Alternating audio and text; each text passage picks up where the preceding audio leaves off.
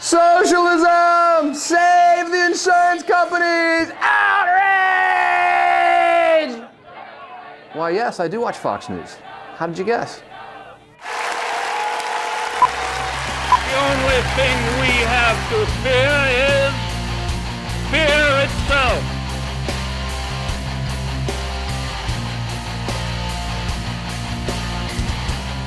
So let me start out by telling you where I am on health reform. I think it's one of the most important issues facing the country, and it's a moral issue. This country has a moral obligation to its citizens to ensure that they have access to primary care, that people's health insurance is portable.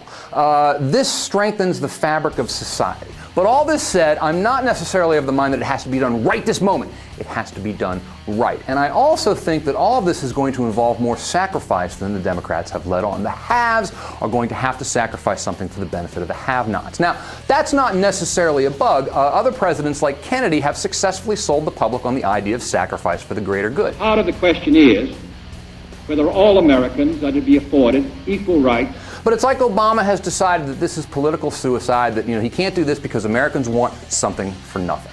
Unfortunately, I suspect he might be right.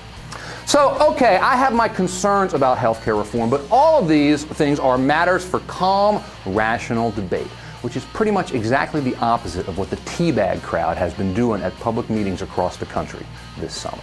The teabaggers, egged on by insurance industry shills and conservative ideologues, have been showing up at meetings hosted by Democratic congressmen to vent their outrage at the mere idea of healthcare reform. And we see the same scene time and time again. A group of curious, legitimate citizens show up to discuss the issues, but they get drowned out by the right-wing guerrilla theater, all the wailing and the shrieking and the howling designed not to illuminate the issues, but to obscure the issues and to shut down discussion of them entirely. Wrong! This is what your democracy has turned into. Corporate-sponsored, unthinking outrage! It's the inevitable product, the inevitable byproduct of the Hannity fever swamps and the corporate interests looking to protect their hegemony.